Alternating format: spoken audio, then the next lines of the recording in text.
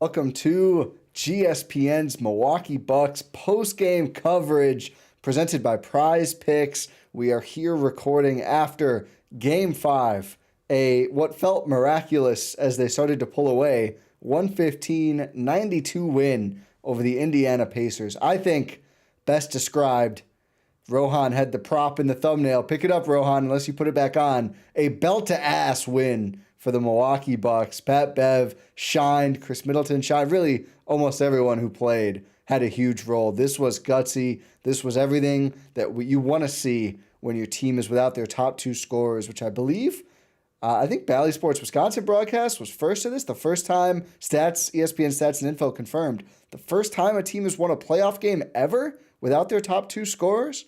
From the regular season, yeah. In the playoffs, you mean? Yeah, first game where a team has won a playoff game without their two leading scorers for the regular season. Gotcha. Regardless, Rohan and Jordan, fellas, I didn't even introduce you, did I? I'm Tyler Windisch. Got Rohan Katti and Jordan Treske here. Fellas, how's it going? I'm ceding to Rohan because he was at the game. Rohan was at the game. He's got the towel. Got the towel. Did you wear the towel? What? You had to wear the towel like a toga, just like the shirts, right? I mean, sure, I can try right now. We're gonna get a lot more viewers. Oh, should I do the Steph Curry? Like the We're getting a lot of thumbnail options. How you doing, Rohan? How is the atmosphere in Fiserv? My ears are still ringing from it. It hurts to talk, but it was electric. It was absolutely electric. I was in shock for the majority of the time when the Bucks were going on a run. It was frankly beautiful to watch. It was so satisfying to see. After I will take some of this on myself because it was mostly me. A lot of negativity coming into this game. I was expecting this to be. It was not just you. Yeah. But I think everyone had a lot of negativity. I was a culprit as well, I will say. I'm not trying to absolve myself of any guilt here, but it was a lot of negativity. I thought I was going to the last Bucks game of the season. That did not end up being the case. It ended up being a top tier life experience for me to be there and take it all in. And it was quite an atmosphere. Fiserv brought it. Milwaukee brought it. What a time, what a win, what a way to live to fight another day. So that's how I'm doing. Jordan? I can speak to Rohan's experience because I was in his exact same shoes, maybe not his exact same seats, but last year for Game 5, and that was one of the most traumatizing experiences I've ever felt. I felt like a part of me died, especially knowing that was Mike Budenholzer's and Drew Holiday's last game in Milwaukee.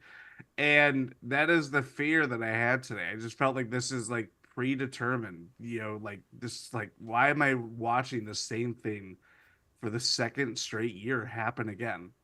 And the run from second quarter onwards was just incredible. Like the things that we had been talking about, just of fighting for 50-50 balls, the rebounding battle, like all these things that the Bucks had largely just kind of didn't really do well, especially Game 3 when that game was there to be won for them. It just felt like they just like hit this gear that you knew they could hit, but just based on all the injuries, based on where they were at in this series and how demoralized it looked like by the end of Game 4, it just felt like, okay, this is just another season, lost by the, down the river kind of thing. And to see this resilient performance by largely what felt like 5 to 6 guys. Like it was a really pared down rotation when you really look at the box score. And I think that to me is just like, yeah, we're doing ride or die. You can't play any other way. 7 guys total logged more than 7 minutes. And so it was so funny because the narrative, and again, like Rohan said, the narrative pushed by me and us and everyone was like, all right, we need to only play the young guys. The vets, throw them overboard. It's got to be the young guys. Were you going to say throw them off the bridge? I was going to say, throw them, I don't know, throw them somewhere. No, I wasn't going to say off the bridge. That's a little extreme. Doc may want to do that. It's a little extreme. He's definitely Doc. now, by the way. I mean, like a couple doctorates after that game. And also to shout out Rex Kalamian, the Bucks defensive coordinator, because we'll get into it. He was cooking, man. They were cooking in game 5. The lab. Pat Bev's next vlog is going to have some crazy phone call with Rex Kalamian. Shout out to everyone in chat, by the way. We're live on YouTube, as we've been doing after most games. Appreciate everyone, including Snell Season, coming by to wish us well. Make sure to drop a like, too, so we can bust the YouTube algorithm. But the young guys didn't play all that well. I mean, A.J. Green and Andre Jackson Jr., their first stint, granted it was a short stint, A.J. Green misses a 3. Andre Jackson takes 2 pretty ill-advised shots, I would say, like a pull-up 3 after he forced a defender to fly over him when, again, dunk. You're allowed to dunk. Just go dunk. Drive the ball and dunk. He won't do it. They had a miscommunication. Ajax throws the ball out of bounds. Doc immediately pulled to A.J. Green, even though I thought it seemed like it was more on Ajax, but, we didn't really get a replay or anything. And then the game really felt like it shifted in the second quarter with a Bobby Portis, Danilo Gallinari front court. And they start in zone, and then they start just switching and rotating. And I was like, oh, you can't, doctor, you can't do Gallo Bobby zone. And they didn't do the zone for long, to be fair. But you can't. To be fair, a Dougie McBuckets 3 ended that immediately. Yeah, they were like, okay, that's not going to work. But the fact that that front court pairing changed the calculus defensively. Like, they were just mobile enough. Something about Gallo, like, it always looks so bad. He's low-key kind of gotten the job done for what they need these last 2 games. Some bad misses. I mean, the behind-the-back pass / forced turnover, obviously abysmal. And it always looks like he's about to fall over, and half the time he does. But, like, he falls over and the ball goes in, or he makes a pass, or he gets a rebound and pokes it out to someone. He's honestly moved defensively a little better than I expected as well. Like, they were able to go small. And all we talked about after game 4 was like, okay, you can't let Miles Turner kill you. You got to get smaller somehow.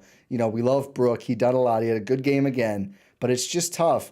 I mean, Brook played less than most other of the main rotation players who played in this game, certainly a lot less than Bobby. Even though Bobby's not a great defender, they just need someone who can move out there. And again, no disrespect to Brook. He just can't keep up as well. And that changed the game. I mean, that second and third quarter runs, Brook sat for a long time because the Bobby Gallo group was just flying around out there and making sure Indiana, they had to beat someone. It wasn't a wide open dunk. It wasn't a wide open catch and shoot 3.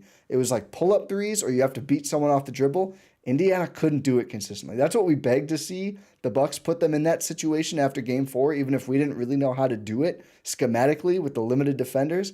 Credit to Doc, credit to the Bucks coaching staff, because they pitched a gem with, again, Bobby Portis, Danilo Gallinari in 2024 are not the combo of players you think about when you're like, all right, here's how we go small and have a defensive-oriented game plan. But they made it work, at least for one night. 3 words. Temere cervo. That's fear the deer in Italian. Danilo Gallinari was remarkable, and I think to your point of, that is not an ideal defensive front court in 2024. It probably wasn't even an ideal defensive front court in 2014, if I'm being honest. But he's a big body, and it's hard to move him. Like, Pascal Siakam just didn't want to do anything around him, and it was kind of unavoidable.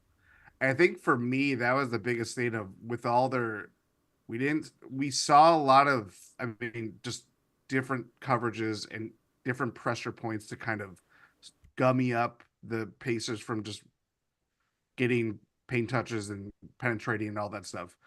And it just was like, just do the classic team all length picture with Giannis, John Henson, and Larry Sanders way back when. And just do that in the paint. Like, they were like, we're going to make you shoot it.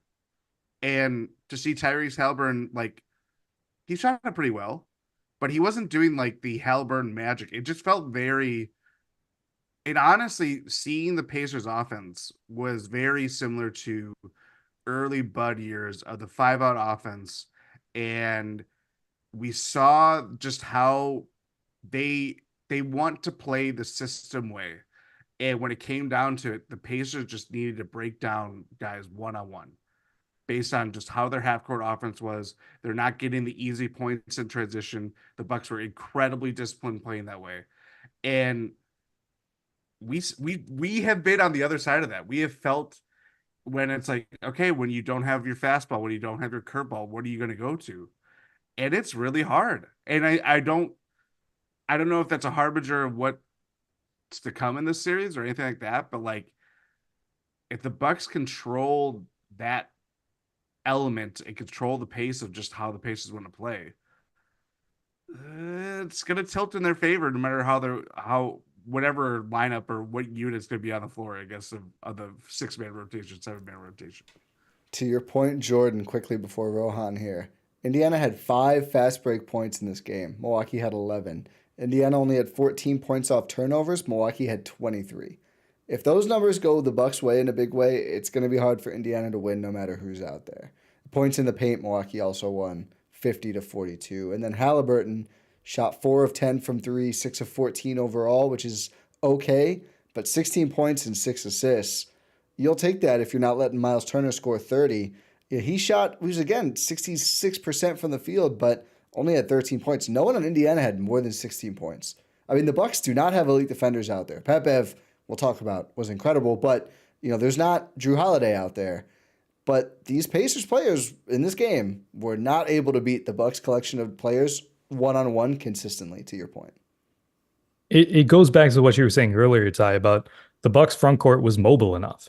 Everyone was quick enough. Everyone was able to get out and scram. They did an amazing job of running some nice scram switches out there. I was just yelling, scram. And then they would do it, and that was great. But it came down to quickness, and that's what Indiana has preyed on Milwaukee so far in this series, is just the quickness, the agility. And with a Bobby Portis, Danilo Gallinari front court, Indiana should be ashamed. Imagine. Okay, so we haven't talked about this on the pod yet, have we? I mean, Doc Rivers says, I don't know, but I think they're very close about Dame and Giannis. I mean, if you're Indiana and you read that after you have a game against the Bucks with neither of them and Khris on no ankles, I think you got to be feeling pretty bad about basically being non-competitive in that game. And the TNT reporting, I believe, from what I saw, was that there's a chance that both Giannis and Dame are ready for Game 6. Yeah, see, that one was interesting to me because in the post-game, with the reporters that we saw from the Bucks reporters, Eric naming them, it was I don't know, they didn't do anything today. We didn't practice today. And then TNT is they're on the court, they're running. So I don't know if that was in the time after that session, because we did see Dame getting up shots after being ruled out. So maybe that was it. But that was very eye-raising to me. It really was, but let's not get ahead of ourselves here. No. Yeah. We have a lot of this game to talk about, too. I just think overall, Indiana, it seems wasted opportunity. Just not the same, but kind of similar to Game 3 for the Bucks. It truly is a wasted opportunity. They had the opportunity to come into Milwaukee, close the series out, have Rick Carlisle win his first playoff series in 13 years.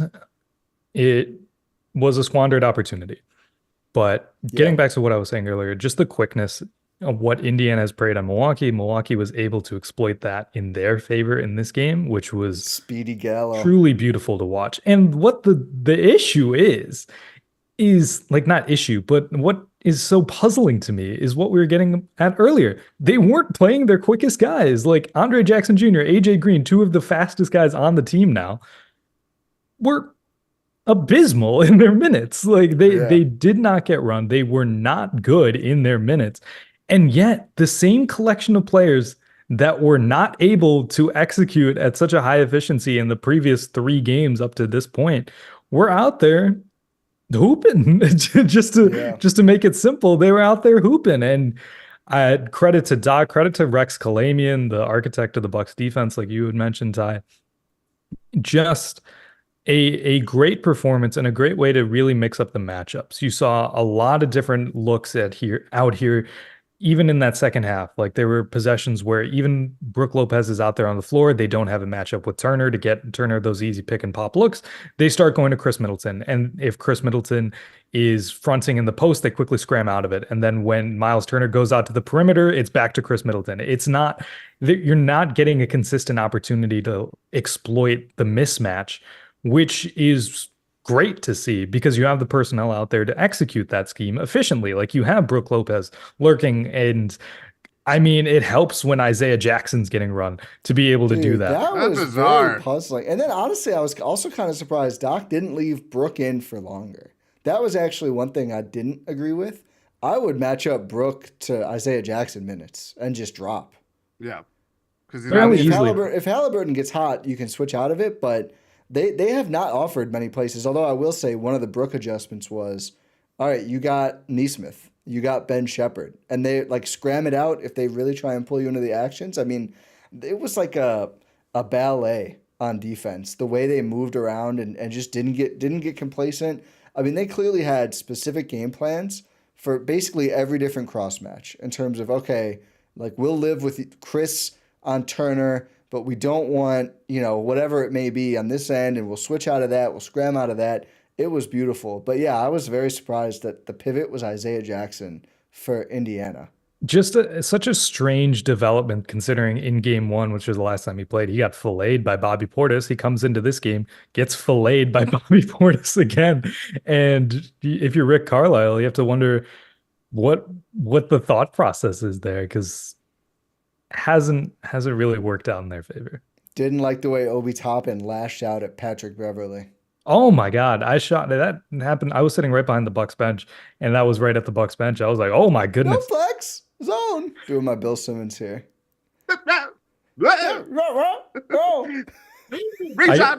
now. I have not listened to this clip. So Jordan did it really good. He's like, oh. He doesn't say anything, but he says how does he not hear what they're saying? I don't know. I don't know how you listen to the song No Flex Zone and not hear any of the words. Honestly, crazy. And the fact to do that on a podcast as big as his podcast, that's why Bill is Bill, man. But yeah, Obi Toppin took exception to Pat Bev really, I almost called him wanted Pat. The ball. The Pacers should just stop withholding the ball when the Bucks deserve the ball, was my take. That never worked out well for them. It kind of worked out last time, but yeah, that's true. It's not working out currently for them. To your point, Rohan, I thought, what's up, Jordan? No, I was going to say, to close the loop, tonight was the slowest pace game that the Pacers have played at all this season.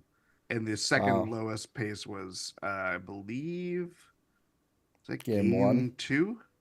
Oh. No, it was the overtime game, so game 3. Oh, got it. I thought it would have been not easy, but logical if the Bucks just like kind of died tonight, like kind of just ran out of gas out there.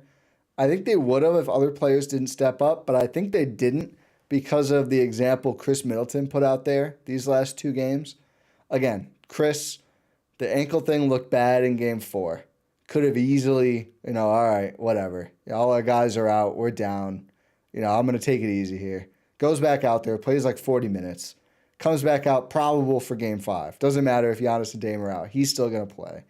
Puts up 29 points, 12 rebounds, 5 assists, and 40 minutes again on 2 still probably sprained ankles, 45% from the field, 57% from 3. The 3 ball falling for Khris was a huge development for Milwaukee. I think more ball movement and just other players being able to do something offensively opened that up for him. Drew 9 free throws and knocked down 7 of them, which was nearly half of the Bucks taken and nearly half of their made free throws as well. I mean, just vintage. To me, Khris is a superstar too for what he does in the playoffs when the Bucks need him. I know the outside basketball world will not recognize him as such. That's, Rafters game. We all knew. This isn't news, of course, but Rafters game from Khris and series from Khris Middleton. Statue game. Yeah. Not even a Raptors game. That's a statue game. I'd be all for that. I don't even think it's a debate. No. I mean, it would be him and Giannis, right? At this point. You don't need Giannis. There's no... Whoa. I'm kidding. I just mean for stat. Would it be them together, do you think? Oh, that'd be fun. I don't know what the most iconic pose is. Maybe it's yet to come. It would definitely be the championship hug. Yeah, that's true. My other one, the first one I thought of was "We fucking did it, Khris," but that wouldn't make for a good statue. It's just a text bubble. Malika Andrews is in the background. It's like, what is she doing? There's like 45 people in this statue. Is that Mike Fascitelli? No, I thought tonight. Marty Diakite is in this statue. That's crazy. Why is there a phone on the ground in this statue? I thought he wasn't eligible. He was a two-way guy, right? Well, they converted his contract and then and that's all written in a text bubble out of the statue. Yeah, their statues are really unwieldy outside. They actually had to trade away all their players because the statue cost $8 billion, but I think it was worth it. Well, what they were going to do, they were going to sign Bogdan Bogdanovic. Then they got a tampering fine, and then the joke has run its course. Anyway, I don't want to think about that now. Yeah, James Christian Middleton. Yeah, say his name. Damn it. I continue to be impressed by just, I don't know if you want to call it Herculean, heroic, or just like whatever he's doing right now. And just to, again, find another gear, somehow is upright at all times. Like for where he was last year with everything that was going on with him. And it was a lot more considerable, like knocks and bruises this time. Like we've seen him leave games twice and get crumpled on the floor multiple times, and you're just like, how does he keep coming back? Like it's just like this crazy, it just shows to you, like, first of all, he's just a gamer, and it sucks that when he has been hurt, we just have been like, when is he going to come back? When does he come back? Why is this frustrating process that we've gone through multiple times? And this series, it's been, again, a microcosm of just everything he's gone through. And he's still, I'm seeing the StatMuse tweet of just like the last 3 games where he's just taking on this gargantuan workload. And yeah, here we go. 32 points per game, 10.7 rebounds per game, 5 assists per game on shooting splits of 48% from the field, 40% from 3, 87% from the free throw line. Like, tonight, I think the biggest thing was he started off hot. His efficiency kind of cooled off a little bit, and then it kind of stabilized. But the guy was just like manhandling offensive boards. Like he was extending possessions, and it's he like played to his size. When he can barely jump for these like 50-50 balls. Like you could see he's not the most athletic. That's always been Khris's game. But even more so when both of your ankles are compromised and you're just trying to find just go to the limit of playing as well as you can. I just thought everything about him, or what he's been doing, especially tonight, it's just insane. It's insane just to see him just kind of muster up whatever level of courage or bravery that you want to say that he's doing just to keep the Bucks alive. And we shouldn't be surprised that he will go to the lengths that he has or is doing right now, but it's still just insane to see at the same time. Yeah, it's everything with the injuries. It's not for any lack of will. That's for damn sure. And if you didn't already know that, you better recognize that now. I've never just seen a player who can barely dribble drive this much successfully. I mean, no disrespect to Khris. It's not his strength. He only had 2 turnovers in this game. You know why? He's driving constantly for 40 minutes. He's finally playing to his height. He's got that old man game to him now. He's finally just getting guys, putting his shoulder into him, backing him down, and getting it. He's using his body, his long arms to really shield the ball and making sure he clears out the side of the floor before he gets the ball, and using every single advantage that he has to be able to efficiently drive the ball. And it works. It reminds me of the 6'7" forward version of Brook Lopez's glacial drives, just using every single bit of athleticism that you have to be able to create some separation and create an advantage for himself. And it works. It works. And then another player who did that, and this was kind of the theme for the Bucks offensively, it's just like, hey, we're bigger than you. We're going to play like it. Bobby Portis. Speaking about things that we were wrong about or gauntlets that were thrown down, Bobby Portis had a pretty horrendous game 3, gets ejected early in game 4.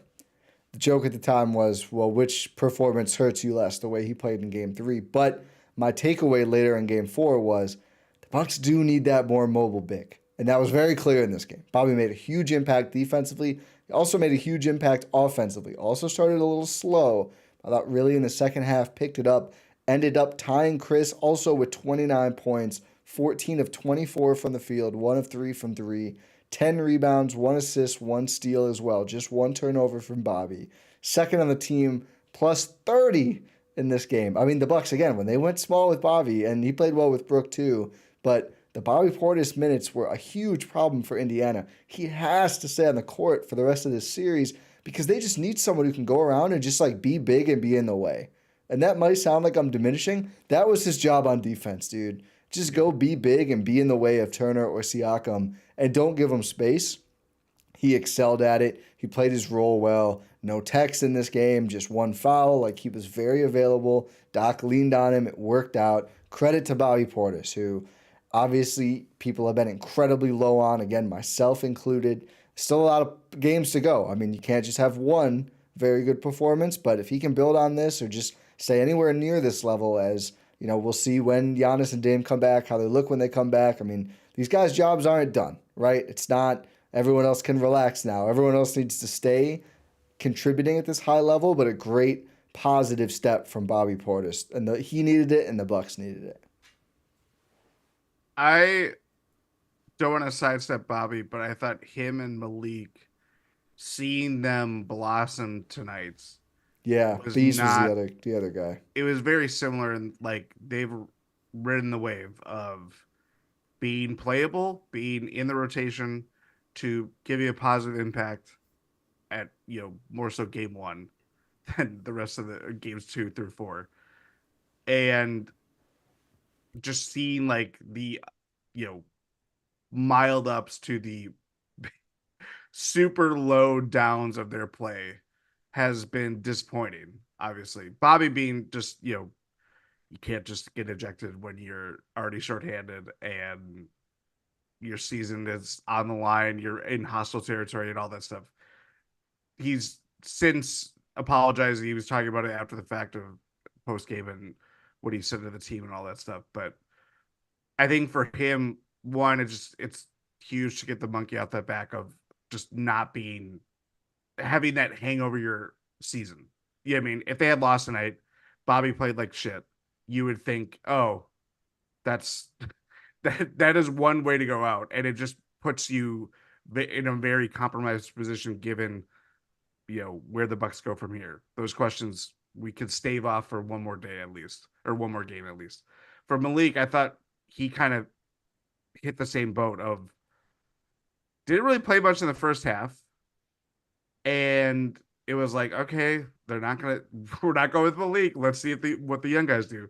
The young guys struggle big time. Andre Jackson played 7 minutes. It was a -7.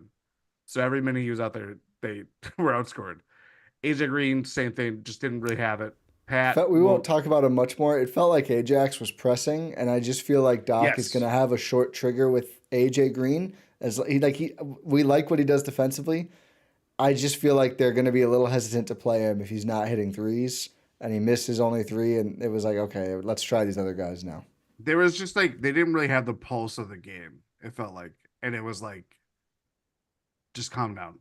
But they're both playoff rookies. It kind of makes sense. But yeah, of course, yeah. But for Malik to do, I mean, he was held scoreless in the first half, and then just literally when the Bucks were making the run, the biggest stretch to me was when Khris sat at the end of the third quarter. 2:46 to go in the third with 4 personal fouls. Yes, and Malik, that was just like throwing a stick of dynamite on like open lit fire. Like it was just fireworks are going off and just hitting threes and stuff like that. It was just great. I just thought for them to bounce back in that way and to really step up when obviously your season's on the line, it was not a coincidence that both thrived and made really put the final nail in the coffin tonight. That was one of those moments where as soon as Khris checks out, you're like, okay, this two is through three, I think 2 or 3:46, couple minutes at the end of this is going to be like a big moment in the game later. Like this is like Indiana could take this game down to, maybe not single digits at that point, but maybe get close to it, or maybe they even could have. And then it's like a whole new game in the fourth. Bees immediately hits 2 threes. Also came up with 3 steals in this game. Was really got active defensively after a bad start. The Bucks overall just like help defense was really on point. Like it wasn't slow. It felt like they were cutting at the perfect time. Not cutting, of course, but moving at the perfect time to show help and really, really taking away from Indiana's drives, which was just awesome. But like speaking on Malik Beasley's defense, a lot of the times when he was able to get those steals, and it's uncharacteristic for Malik Beasley, is because he's able to jump the passing lanes because they know what Indiana's ball rotation looks like. Kick it out to the wing. You're going to go to this short corner immediately, and you're able to show that you're going to go there and then immediately jump the lane. Malik Beasley had a good few of those. Pat did as well. Just being able to read the defense. Khris as well. Yeah, everyone. I think Pat Bev as well. Just being able to read and react accordingly, I thought was great. Yeah. And the 7 of 11 offensively for Bees, including 4 of 6 from deep. Also tried 4 to rebounds. Tear the lid off Fiserv Forum. His transition decision making is not great. No, it's not, but you knew for the moment he got that steal that he's going for it. And at that point in the game when it was pretty much in hand, I was all for it. I almost ascended to a new plane of existence. I mean, if he had finished that. I would have maybe Rohan would have just been like permanently stuck in the Raptors, and we'd be potty with him. I'd be like Travis Scott during that tour where he's just like ascending to the Raptors. Yeah. He'd be up there with the 2-4, all the other numbers. A couple of great things I want to talk about. One, and it's pinned right now. I've been pinning a bunch of great comments, so keep the good stuff going here on YouTube. Ian said when we're talking about statues, Khris's statue should have a fountain inside so it's permanently moist. All for that idea. Maybe some sort of bird bath built-in feature. I feel like Khris appreciates nature. South Carolinian roots. And then another great thing in our lives is Prize Picks, America's #1 fantasy sports app and the presenting sponsor of GSPN's Milwaukee Bucks podcast. All you do is pick more or less on 2 or more player stats for a shot to win up to 100 times your cash. Prize Picks is the most fun we've had, winning up to 100 times our money this basketball season, featuring quick withdrawals, easy gameplay, and an enormous selection of players and stat types. Plus, this playoff season, the star players mean more on Prize Picks, where starred players on the board could get you a 10% payout boost if they're in your winning lineup. This week on Prize Picks, you know what? My jinx of the Pacers worked. So I'm just going to keep it rolling. Give me more on Tyrese Halliburton points, rebounds, assists, more on Miles Turner points, rebounds, assists, and more on Siakam points, rebounds, assists. I can't deviate from that now.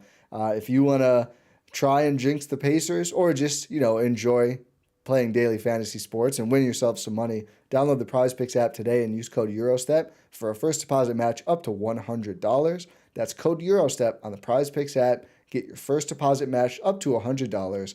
Pick more, pick less. It's that easy with Prize Picks. Speaking of great, a third great thing. We got to talk Pat Bev. Mr. Belt-to-Ass himself. I was a little concerned after game 4 when he said, Rohan, I don't know if Rohan is chaotic or seductive right now, but Pat Bev said, this is seductive. I've got some questions for you. We have a lot of other things to talk about. Rohan After Dark has officially begun, folks. That's where we're at. We're going to do a poll. Because I don't think I'm alone. Let me figure out how to do a poll. But Pat Bev was great. But after game 4, Pat Bev said, Tyrese Halliburton shooting horrible % from 3. He's not a problem, basically. And then they asked a question about his playmaking. Eric Name asked it of The Athletic. And Pat Bev goes, you could average 10 assists out there in 40 minutes. Oh! Which Jordan hadn't heard that. That's a great live reaction. I don't know how that clip didn't get more airtime, but Pat Bev was like, earlier in the series, he really was trying not to say much to inflate, but clearly Pat Bev is fed up, and some other Bucks players are. He came out and backed up that talk in a big way in Game 5. You really did. You really sorry. Go ahead, Jordan. I will just we have to just note this. My favorite Bucks stat of this year, maybe top 5 favorite random Bucks stat ever. Pat Beverly was a plus 36 in 36 minutes of play. He was literally like a walking positive margin for the Bucks today. I mean, he outplayed Tyrese Halliburton in a closeout game. I mean, he did. It was a beautiful performance. Do you think, I have a question for you guys. Do you think he went up to Scott Foster, the extender himself, before the game and asked, Mr. Extendo, if I do the too small, am I going to get a tech? He's got I remember I saw a video where like an NFL crew went up to, it was like Tyreek Hill, and they're like, you can't peace sign to someone as you run away again. And they're like, we've seen you doing it. You can't do it. Like, do you think they have that convo? Because Pat Bev and Bobby were going to the too small a lot, and it was awesome. You have to after last game where he got a tech for doing the too small. Do you think he went up to, he was like, listen, Scott, James Capers did this to me last game. I know you're a man of culture. Let me do the too small, like every other referee in the NBA. And he's like, be a tech. Yeah, Pat, you do you. And then he brings out the greatest too small celebration of all time. He keeps innovating it. I'm worried he's going to like pull a magnifying glass out of his sock and get a tech. Yeah. For that, which that would be earned. I mean, this is the man who grabbed a reporter's camera mid-game, or not a photographer's camera. I'm getting so much mileage out of the post Timberwolves like play-in video. Like I love sending that to people where he just goes crazy. And you understand why now. Because he can deliver. Just like that. That's just who he is. It's just who he is, and it's good when it's happening for your team, and that's what happened today for the Milwaukee Bucks. I mean, what else could you ask for from Patrick Beverley? He went on a run by himself offensively. He was able to be a rim, like one of the only sources of rim pressure for the Milwaukee Bucks in this game, something they have desperately needed. And not only was he able to score off of that, he was able to pass. This man had 12 assists in this game. He was dishing the ball out. Half of the Bucks total. Crazy. They had 23 as a team. For a guy who's not known as a traditional point guard, and rightfully so, he was a steadying ship. It felt like more than Khris Middleton on the offensive end for a lot of portions of this game. I mean, no slight to Khris at all, who's a god, who's just a walking encapsulation of the essence of basketball. But I sound like Alec Baldwin talking about Tom Cruise in that Mission Impossible movie, where he's just like, he is the living manifestation of destiny. That is Khris Middleton on the basketball court. But Pat Beverley, that's a movie reference. I know that'll shock a lot of you, but it's like what Pat Beverley was able to do out there in controlling this offense was masterful and truly something that was desperately needed, because we've seen the Indiana Pacers pressuring Khris Middleton so much, because we know and they know that he is the one consistent source of offense. So what did Pat Bev do? He was like, I'm going to be a consistent source of offense. He went out and did the damn thing. Yeah, he did. Just again, I think every vet who played in this game stepped up big time. Pat Bev, definitely one of the highest risers. Also Pat Connaughton, who was, again, a player that we had under the microscope of like, you just need to contribute more, PC, and still didn't have a crazy statistical performance, but finally knocked down another 3, was only 1 of 3, but also hit 4 twos, was able to get to the rim and knock down shots there, but also contributed 4 rebounds, 4 assists, 2 steals, and a block, plus his 9 points. Like, that's the kind of performance the Bucks need. He needs to be more involved than 3 points, 2 rebounds, 1 assist. Like, that's not enough. With all these players out, everyone needs to step up and do a little bit more. A nice game from Pat Connaughton as well on that front. The Pats were out in full force. I thought Pat Beverley was the MVP tonight. He was cooking Andrew Nembhard, who had a really uncharacteristically bad game. I thought when they were kind of just targeting him, it really opened up the offense in a big way. And just the ball movement that Rohan mentioned, it, just the penetration, rim pressure, everything that the Bucks have needed to kind of just get this offense going was Pat Beverly was doing it in full force. And to have him run the tempo of just knowing what to do, it's not something that he's obviously known to do. It's not his trademark or anything like that, but there's no other solution of, hey, let's have another guy bring out the ball that isn't Khris Middleton. Yeah, I mean, if there's no Ajax out there, which he last game was bringing out the ball considerably, Pat Connaughton can do it, and I thought his game was very dependable. Like he was doing a lot of the same things that he had been doing in Spurs over the course of the series, but it just paid off in a major way. But Patrick Beverly just doing everything that makes him just a wonderful player and why he's so beloved and whatever many teams that he's played on. Like, I don't know, that was huge today, obviously. Big news here. The Gallo podium game. Let's go. Oh my God. There's no shout out to Gabe Stoltz at Stoltzy3 with the vid there. A good quote from Gallo as well about kind of adjusting to coming off the bench and the mental change. He said, the mental part is such a mental game in a situation like mine. You just got to be ready, mentally stay there, keep focusing on every timeout, follow what's going on, study the game plan, and just be ready. Because when your name gets called, this is the playoffs. No mistakes allowed. Like I said, it's a new situation for me, but I thought I did a pretty good job. I would agree. We haven't talked that much about Gallo yet. Kind of a pariah coming off the Bucks bench, honestly. Has given them solid minutes these last two games. I mean, much more than I expected, even as a close personal friend of Gallo, who is a very good guy. 1 for 3 from the field, missed both of his threes. I don't even really remember him taking threes, to be honest. One of them was an end of the shot clock. Yeah, that was the one that I remember, and that was the Carlton meme. I shared the Carlton meme. He was the worst brick of the game.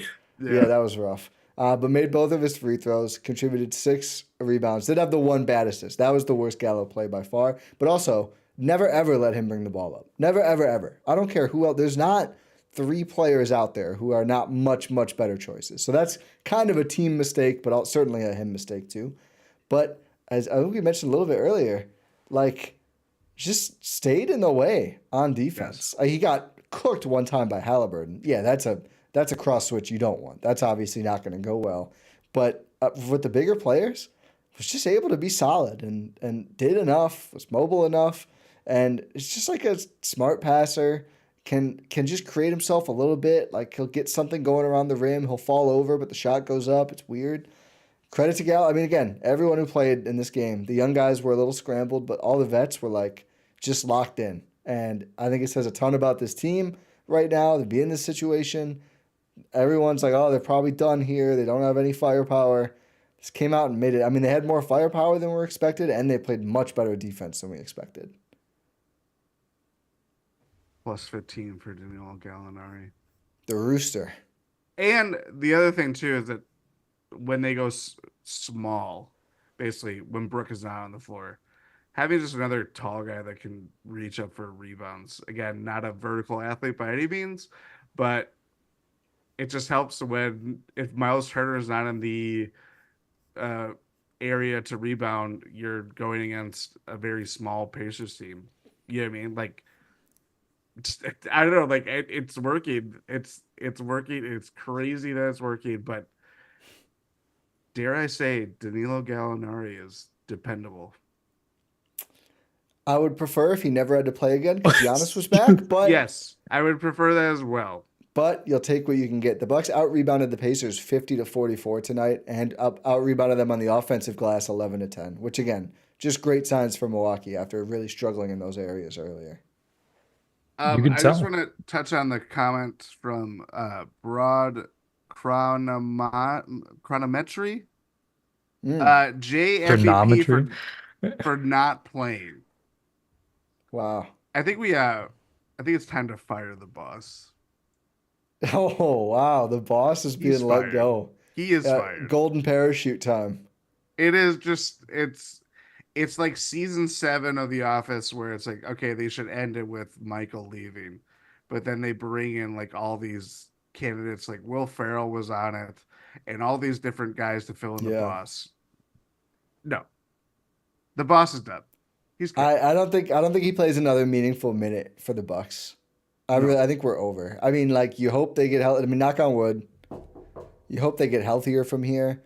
And even if they don't, like, they played him 0 minutes in this game. Like, you're going to try the young guys over him. You're certainly, at this point, Gallo's one out. I mean, Gallo is the basically 4 who's getting run. And they don't really play him as a 5 and he's at a all. better defensive player, which is the whole reason why you got Jay Crowder. If you told me before the season that Danilo Gallinari would be a better playoff defender for the Bucks than Jay Crowder, I'd be like, what the hell? I would have told you that when I saw Jay Crowder play like poop last year. He played like we poop already in the swore. I know, but I okay. That's I think that's a good thing. Progress. Which Jay Crowder has not done in Milwaukee. I just have to get these things out while the season is still in play. I do know his purpose here. He just can't do it. Exactly. And I think to that point too is that this is an elimination game. If he's not playing an elimination game, what use does he have to this team anymore? Yeah. You know? Yeah, I think it's a pretty safe bet. He is going to be. Although we were also ready to say Guy to a couple other people, but I just don't. I think 0 minutes in this game, that shows he's like really lost Doc too. Like, didn't even try him. Wait, who? Bossman. Crowder. Oh yeah, sorry. I thought you said someone else. Yeah. No. It's like not even a shot. I think that. I mean, Rohan on our bleacher stream, I said maybe you just don't play him at all. I think that's the right call, but it still says a lot when they basically had 7 guys they trusted after the young guys basically fell out of the rotation in this game, and that was that.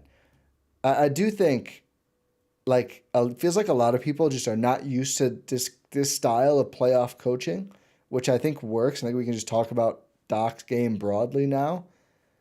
I think it is very wise to play all the guys you think you could possibly trust and just see who has it.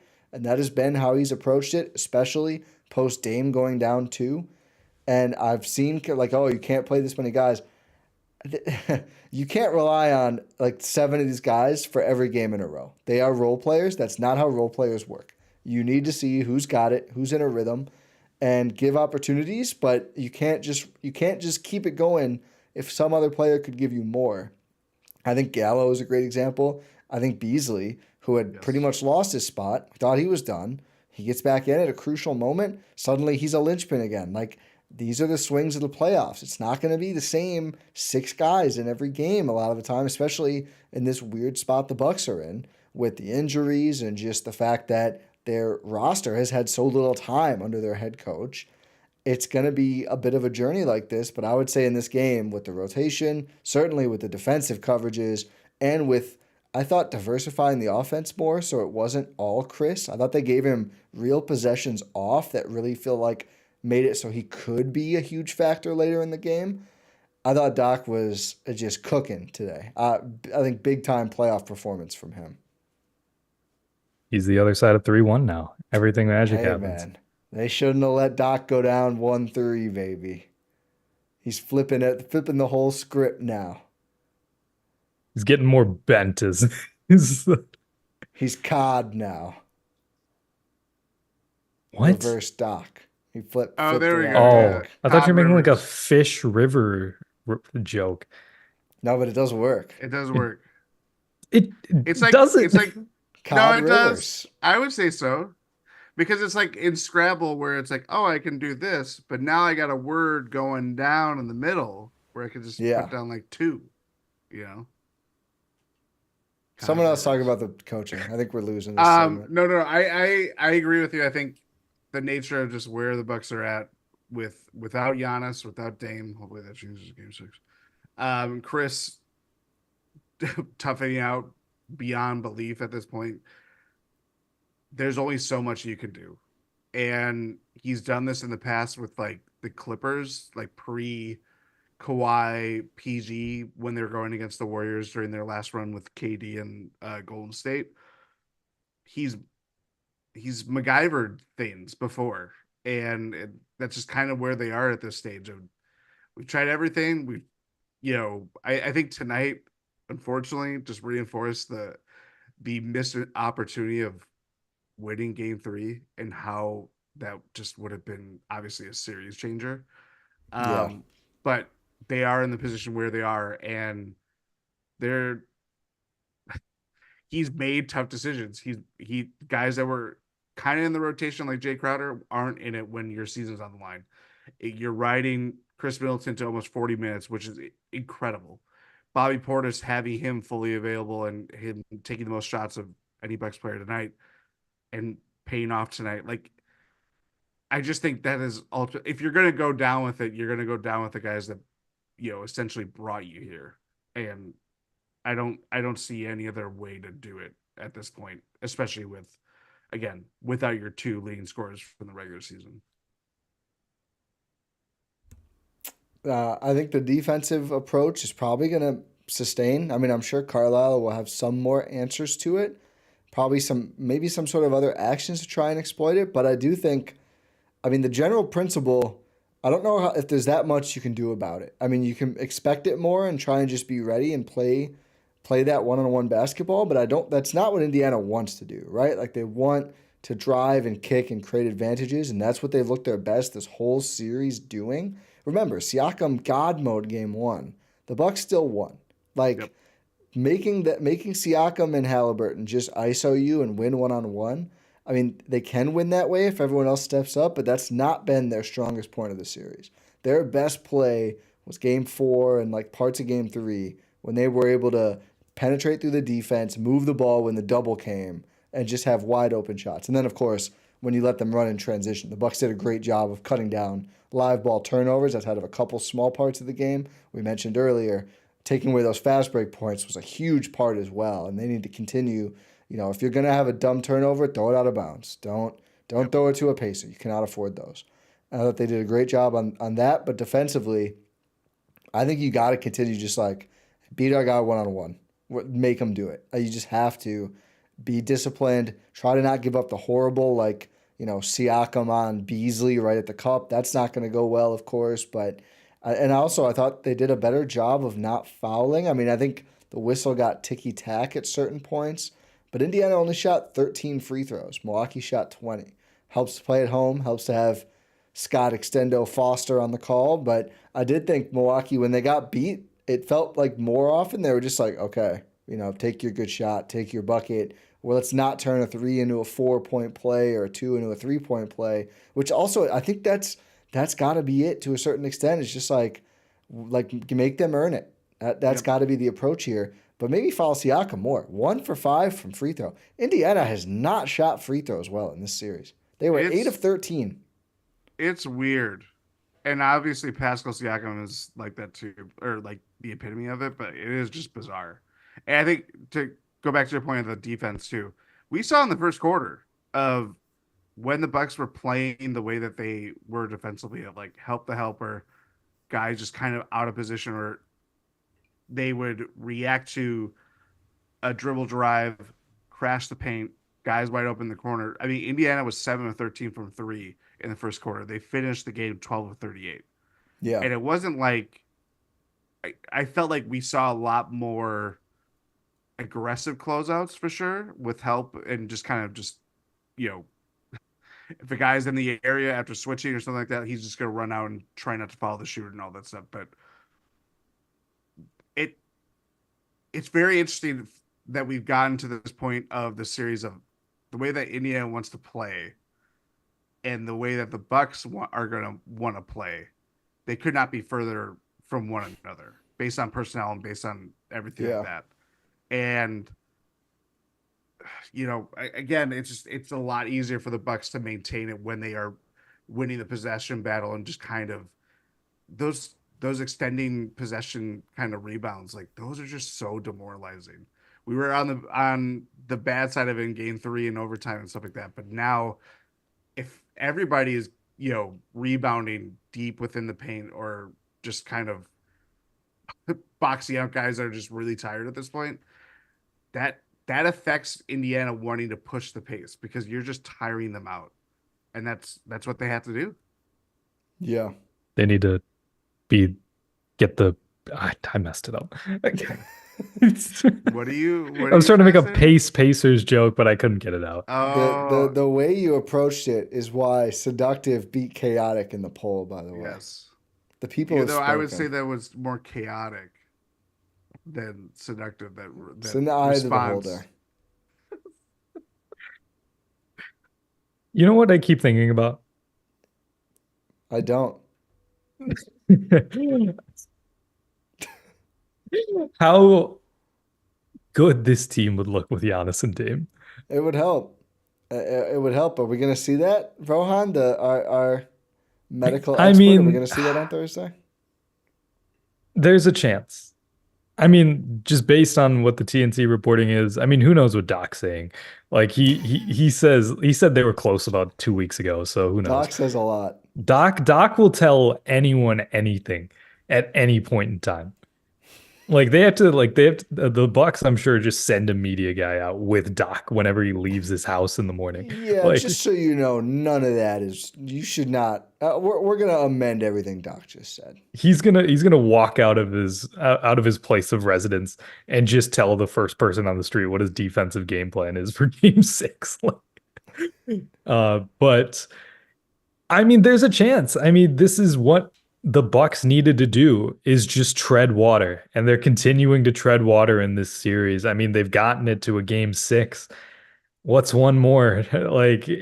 If there was any shot of Giannis and or Dame returning in this series, you see it in Game 6, because this is the time. This is really the time. I mean, there's no better opportunity. My prediction, not sourced or anything, is at least one of them plays. Whether it be Dame or Giannis, probably likely Dame in that scenario if it's just one of the two. But I think at least one of them plays. And man, this team, with the way they've started to coalesce these last couple of games without Dame and without Giannis for the entire series, you're starting to see how dangerous this team could really be, which again makes it that much more disappointing that we've had to deal with these injuries. It should be noted that Kristaps Porzingis suffered the same injury that Giannis did, the right soleus strain, I believe. And not to compare timelines, but I believe today would be 3 weeks since he suffered against the Celtics, and he still has not returned. And Kristaps, I believe, is out for multiple games, obviously. Like, he's just going to follow. As Woj said, a minimum of several games, which means nothing. Really helpful. At least 2. I'm told he's going to miss a minimum of several games. I've lost my Woj impression.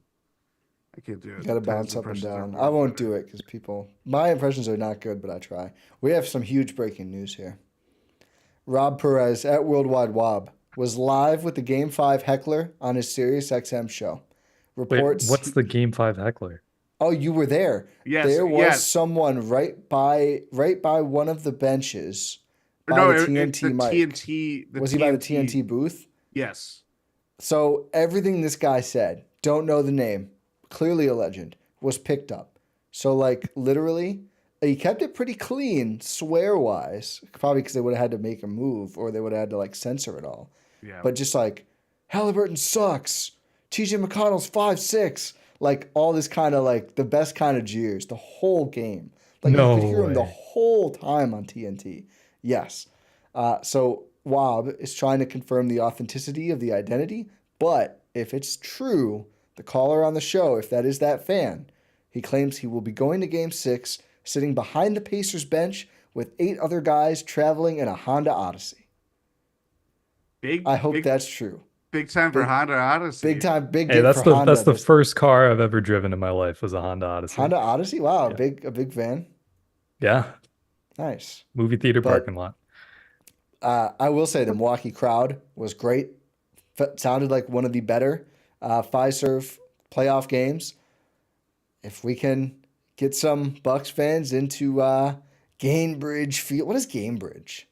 I don't know. I've never even heard it. I mean, I guess Fiserv is the same deal. But hey, if someone wants to send me to Indy, I'll take them up on it. Their slogan is a better way to grow your money, so I'm guessing so. No. Yeah. Yeah. But anyway, join the legendary heckler and show up in it. It's clearly made an impact. I mean, clearly, when is game 6? Thursday? Thursday at 5:30 Eastern. Oh my god. No, 6:30 Eastern. 6:30 Yeah. Eastern. Sorry. It's not another 4:30, but yeah, it's early. What is with these times? The Knicks Sixers game is at 9 Eastern.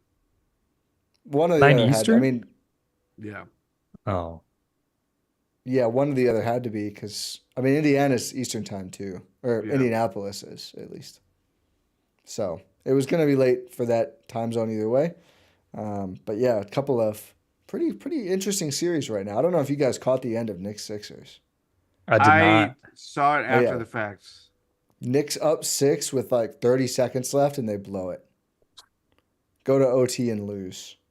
They pulled a Philly from that series. Yeah, literally the exact opposite thing. Wow. So that series goes on too. Did I see Philly is +2 in this series despite being down 2, or the series being? I'm not surprised by it. It's very interesting. Wouldn't shock me. Been a kind of wacky playoffs.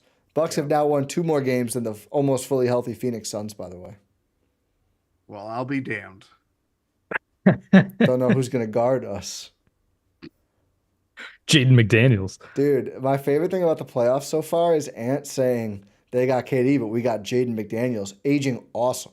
Oh my God. He sounds like a prophet. Great now. I would rather have Jaden McDaniels too. Jaden McDaniels would be nice on the Bucks. Oh my goodness. Don't say things like that to me, Ty. No, that's not happening. But anyway. Other thoughts about the series anything else from Game 5, or do we want to talk about what we expect? Again, we don't know about the stars. We'll see. We feel good. We're manifesting. I agree with you, Rohan. I would think we potentially get at least one of them. I feel like I've heard conflicting on who's closer, but we saw Dame shoot, and he was played more recently. So no walking boot too. Yeah, no walking boot. So my gut would be him if either, but I think there is a chance we get both. But I don't think anyone should, hinge on one or the other or whatever right now. I think you have to just keep moving forward of like, let's have another great team approach to the game no matter who's in the lineup. And that's what the Bucks have been. I mean, they're really embracing the next man up mentality. And I'll tell you what, if we don't have to, it's so good that we got a 14-0 run by the Pats themselves in this game. It'd be so nice if we don't have to have that happen in the next game. Like, imagine some of these Malik Beasley fast breaks, and imagine it's Giannis. It's been way too long since we've gotten to watch Giannis. It's been a long time. I'm getting some Giannis withdrawals. Yeah.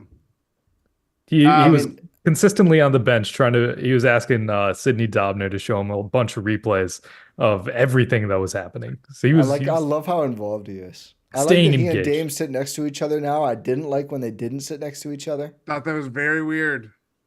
I don't know if it was because of his foot and you want someone to step on him maybe. Or maybe they were in Indy and they didn't have the proper bench set up.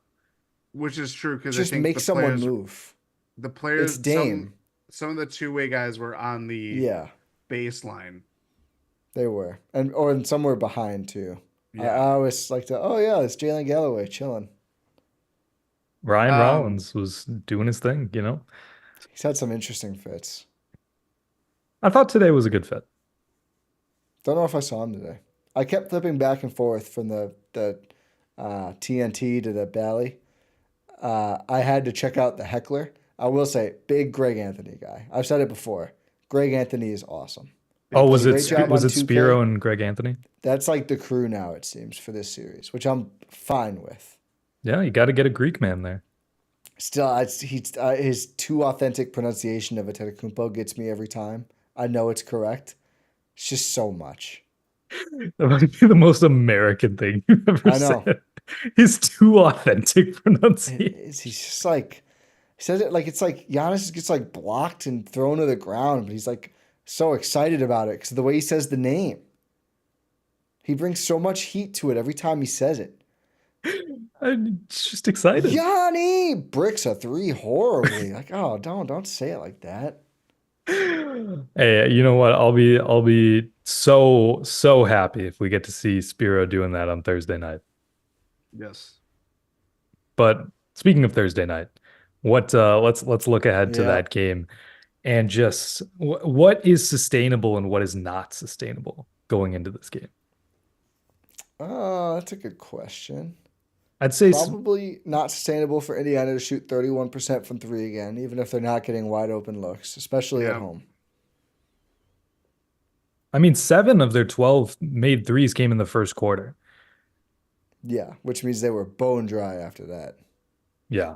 And they weren't getting nearly as many attempts because there was a lot of zone defense being played. There was a lot of missed closeouts. There was just getting too far into rotation, which I think part of that is sustainable because you're not necessarily giving up as many open shots. But I mean, maybe the shooting might not reflect that exactly, but they still had a pretty clear margin, even though they made more threes than the Bucks in this game. Yeah. Yeah, I think Milwaukee getting up more would be a great benefit of Dame returning in particular, because it is still a tough math problem that the Bucks need to make sure Indy isn't red hot. And they did start. I mean, not all of their threes were open in the first quarter, but it did feel like it was like I said to my wife while we were watching the game, like, if they just shoot like this the whole game, nothing else might matter. But thankfully they didn't, and the Bucks stopped them from taking so many.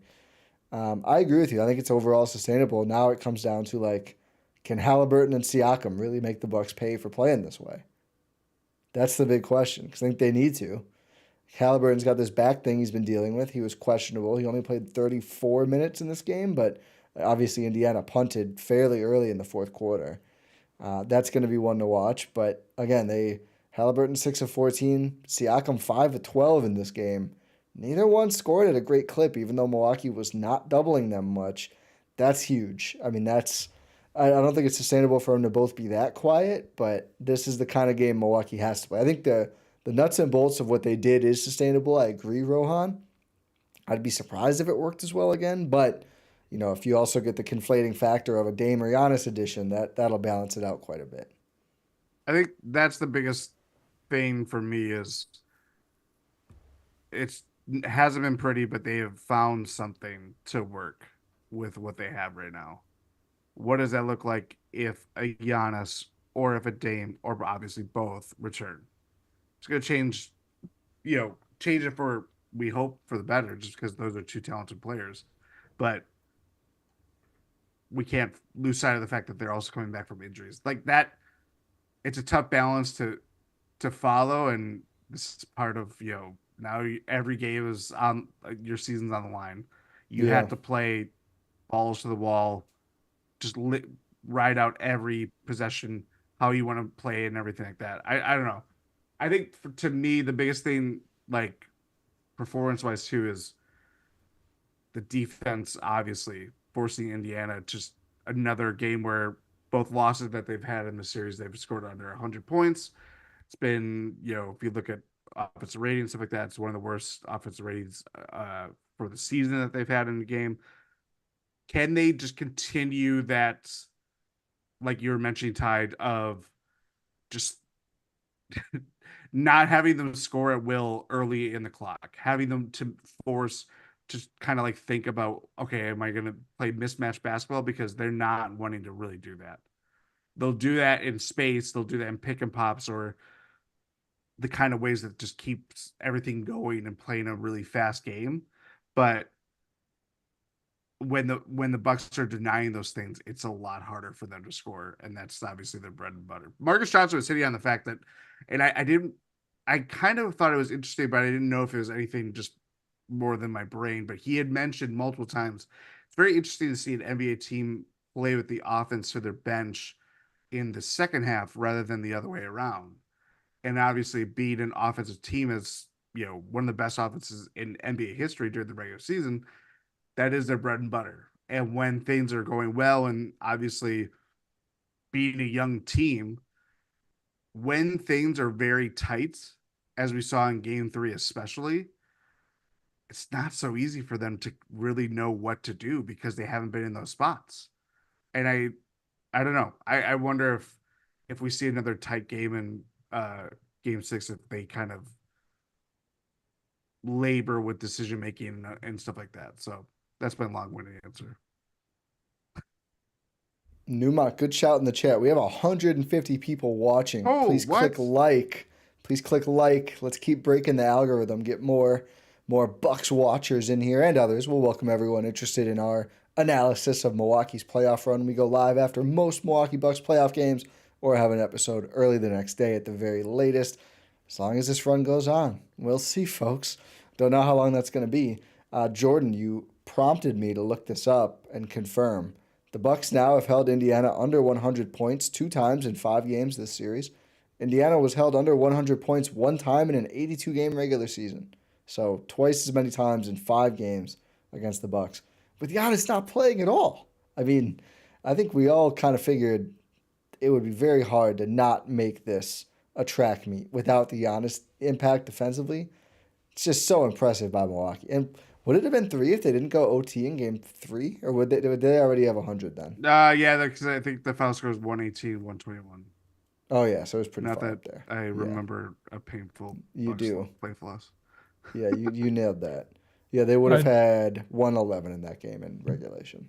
The Bucks being able to control the pace has been just it's been such an asset in their favor, and something that really I'd expect to continue in game 6 because they've had it from the jump. They just haven't known what to do with it at all times, but they've had it.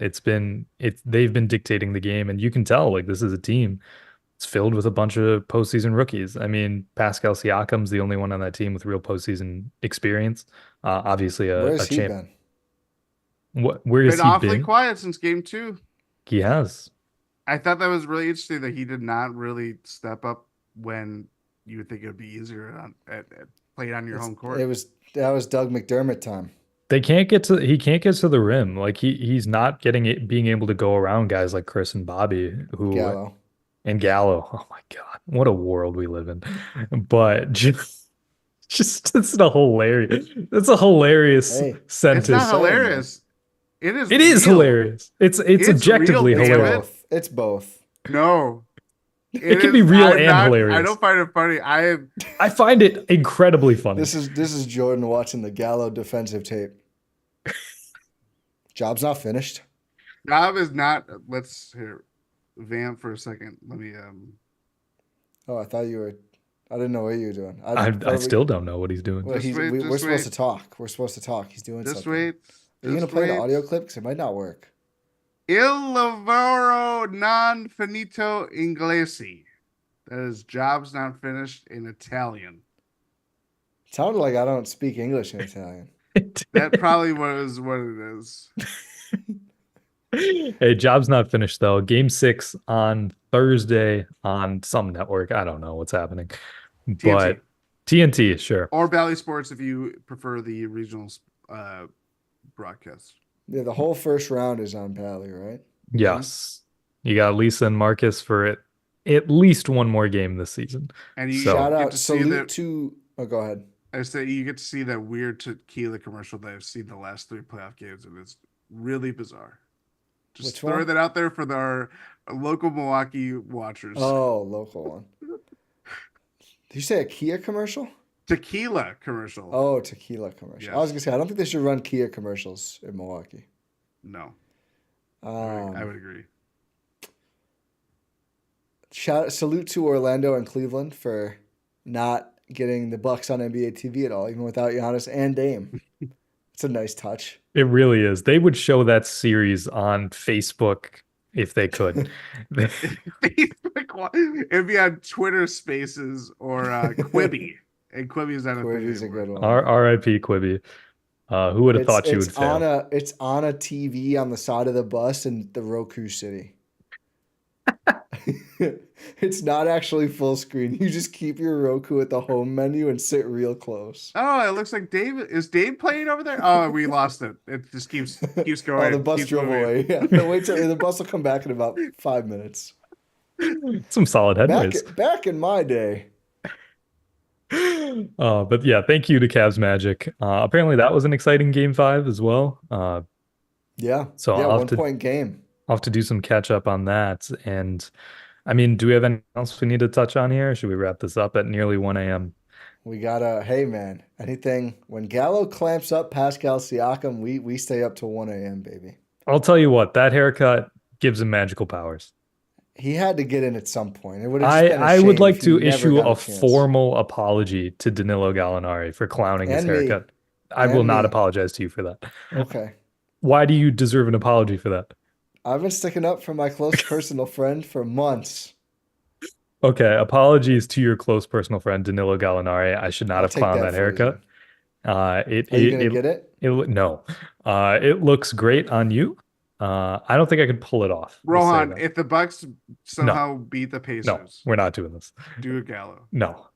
If the Bucks win the finals and Gallo plays it all in the finals, I will do it. Oh man, now you're talking. I will put that out there. Okay. Let's go. Plays at all.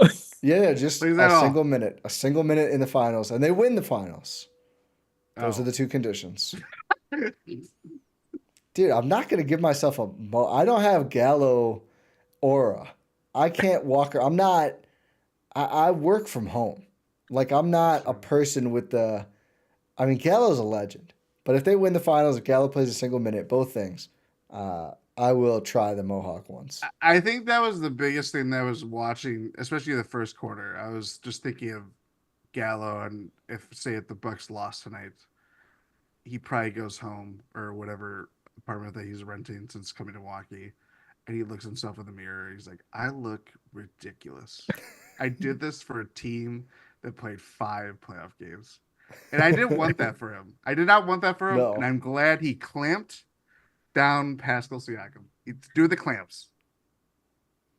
We love Gallo. He would have pulled a Mirotic and gone back to Italy or something. Don't speak that. That's not a style. Wow, have we gotten more good Gallo games than we had good Mirotic games? You're damn right we have. Wow, that's crazy. That's crazy. Didn't have to send 4 second-round picks for him. Or 5 for ball. Wow, 9 second. They should just never bundle second-round picks. Especially when they have a pretty good hit rate on second-round picks. Seriously. Oh, well. They bought the Ajax one, basically. They can continue doing that, but... Yeah, that's fair. Shout out owners, I guess.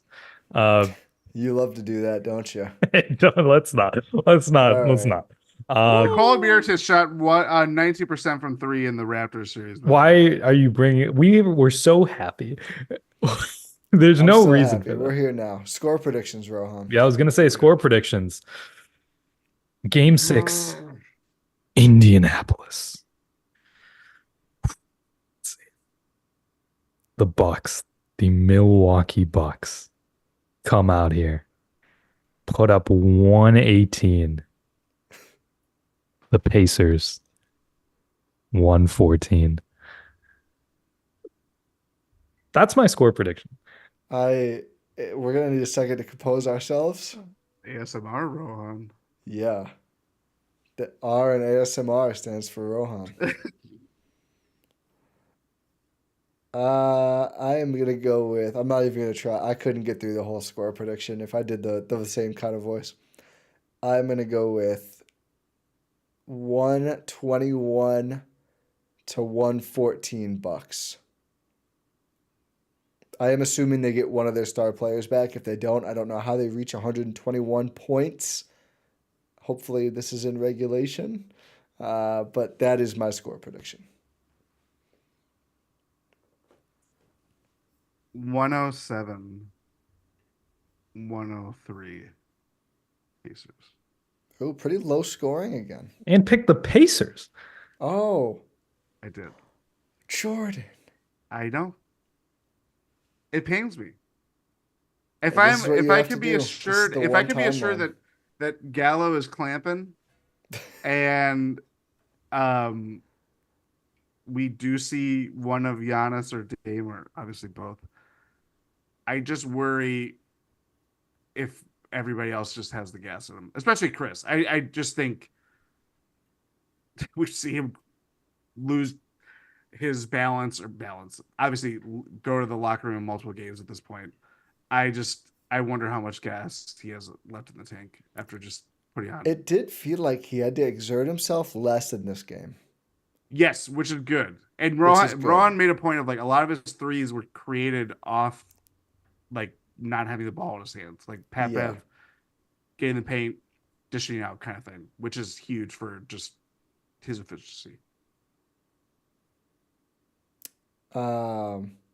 If Gallo clamps again, Jordan has to emigrate to Italy. I'll look into my passport. I would accept that punishment. Yeah, that's not bad at all. Depends on where in Italy. That's a good point. We'll let Mr. Worldwide 2.0 Rohan advise Jordan on where in Italy to. Why am I Mr. Worldwide 2.0? Pitbull's Mr. still alive Worldwide and well. Taken. No, he doesn't have to be dead for there to be a 2.0. Yeah. No. Mr. Worldwide 0.5. Sure, I'll take that. What was the last good Pitbull song that came out? Don't disrespect him like that. I'm not disrespecting. I'm just saying it's been a little bit. That's disrespectful. You have had more recent hits. I'd say so. No, we're not disrespecting a legend. The last good song they had was the NBA Playoffs remix of Timber. That was 10 years ago. That is a banger. That's 10 years ago. I think he just hangs out now. Yeah, he's just being Mr. Worldwide, Mr. 305. Did you guys see Jaquan is back in the news with this new version of Tipsy, the country version? What? On that note, we'll wrap this up. I do not care in the slightest about that. What do you mean a country version of that? How does that even go? It's like similar themes and like a borrowed words from the chorus, but it's also a little different. Oh, is it a different? Okay. I thought it's like the same lyrics. No, only some of them. Is this by Shabuzi? Yes. Okay. Yeah. So it's like kind of like a reimagining. Yeah, I would say it's inspired by. This is a horrible start to the song. This is awful. I prefer Jaquan's Tipsy more, and There's a lot of Carhartt jackets in this video. He will tell you it's like the #1 hit ever, apparently, based on. He said that no record will ever be like Tipsy, which I don't agree with. He's like Zack Snyder talking about Rebel Moon. But even worse, because like, of course, it's your only song. Of course you think that way. Like, really? Imagine if Gautier was just like, no one's ever sang like I did on Somebody You Used to Know. Like, okay, yeah, I think you're biased, dude. Shout out to Kimbrough, who kind of carried that song. Yeah. Kimbrough with a Pat Bev performance in that song. Plus 36 on that song. We've lost the rope here. I mean, that's a saying, right? Yeah, no, you're right. Okay. Yeah. Okay, cool. I got to check myself on these. Shout out to everyone who's been here watching here live on YouTube, you real ones. Thank you for sharing your excitement here with us. And like Ty mentioned, we go live after a lot of playoff games. So just make sure you're subscribed with notifications turned on so you never miss a live. And we'll have you covered for all things Bucks playoffs as long as this run continues. And hey, we live to fight another day. And it's been a pleasure doing this podcast. Thank you, Jordan. Thank you, Ty, for letting me join in a little late after the game ended. And shout out to everyone listening. Like I said, whether you're here live or listening or watching after the fact or on YouTube podcast platform of choice, make sure to subscribe wherever you're listening or watching. If you're on your podcast platform of choice, leave a 5-star rating and review. Check out gspn.info for all of our podcasts, all of our fun stuff covering all things Wisconsin sports and other things. Jordan, you and good old Newmark had a great podcast covering the Packers, who had a great, amazing NFL draft. So you can check that out here on the YouTube feed or check out gspn.info, like I mentioned, for all the links. Pod random, live random, live random. And we'll talk to you next time.